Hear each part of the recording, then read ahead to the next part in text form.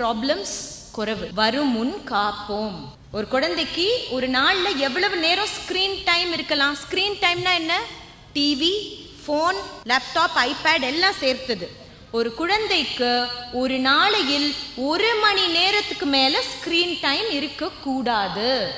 எல்லாத்தையும் விட video games விளையாடவே கூடாது. நம்ம நினைக்கிறோம் இல்லையாமா, குழந்தைகள் ஜஸ்ட் வீடியோ கேம் தான் விளையாடுறாங்க போன்ல அப்படின்னு. அப்படி கிடையவே கிடையாது. குழந்தைகள் பார்க்க கூடாத விஷயங்கள் சினிமால விட்டுருங்க, அதெல்லாம் ஒண்ணுமே இல்லை. அவங்களோட விளையாட்டு ஆன்லைன் கேம்ஸ்ல நிறைய இருக்கு, நிறைய இருக்கு. நான் பார்த்த ஒரு இன்சிடென்ட் சொல்றேன். ஒரு பையன் 9th ஸ்டாண்டர்ட் படிக்கிற பையன். இந்த 9th ஸ்டாண்டர்ட் படிக்கிற பையன் பப்ஜின்னு ஒரு கேம் விளையாடுறாரு. அந்த கேம்ல என்ன இருக்கும்? ஒரு கெட்டவன் இருப்பான், அவன் காரை கடத்துவான், அவன் கத்தியால குத்துவான், இந்த மாதிரி நிறைய வேலைகள் செய்வான். அப்ப அந்த கேமை விளையாடிக்கிட்டே இருந்த அந்த பையன் சார்ஜ் முடிஞ்சிருச்சு போன்ல. அப்ப நம்ம என்ன செய்வோம்? போன்ல சார்ஜ் முடிஞ்சா சார்ஜ் போடுவோம், அப்படித்தானே? ஆனா அவர் என்ன செய்தார்? அந்த போனை அப்படியே கொண்டு போய் டைனிங் டேபிள்ல வச்சாரு.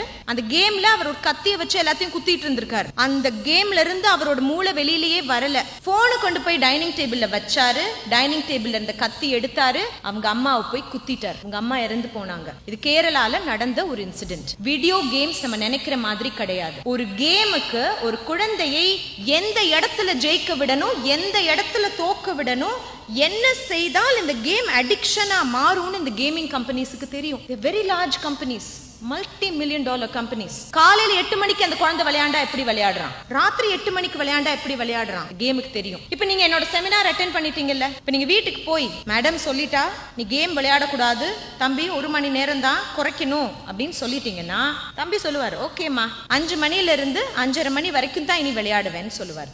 அந்த 5 மணி to 5:30 மணி தான் விளையாடுறாருங்கிறதையும் அந்த கேம் நோட் பண்ணிட்டே வரும். டெய்லி வேணா 5 மணிக்கு விளையாடுறான், 5:30 மணிக்கு கட் பண்ணிடுறான். சரியா ஒரு 10வது நாள் கரெக்டா 5:25க்கு அவருக்கு ஒரு வெப்பனை கொடுக்கும், அவருக்கு ஒரு ஸ்பெஷல் பவரை கொடுக்கும். அப்ப அவர் என்ன செய்வார்? அம்மா ப்ளீஸ்மா, இந்த பவருக்கு தான் நான் ஆசைப்பட்டேன், ப்ளீஸ் ஒரு 15 மினிட்ஸ் 20 மினிட்ஸ் விளையாடுறேம்மா, ப்ளீஸ்.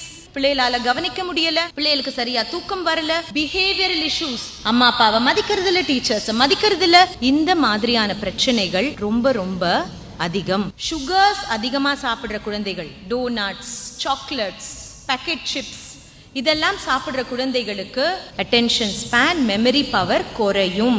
அதிகமா அவங்க ரொம்ப ஆக்டிவா இருப்பாங்க, ஹைப்பர் ஆக்டிவா இருப்பாங்க. நம்மளால அவங்கள ஹேண்டில் பண்ண முடியாது. ஆஸ் டீச்சர்ஸ், ஒரு டீச்சரோட வேலை குழந்தைக்கு மட்டும் பாடம் எடுக்கிறது இல்லை, குழந்தைய வளர்க்குற அம்மா அப்பாவுக்கும் சேர்த்து பாடம் எடுக்கிறது தான். பேரண்ட்ஸும்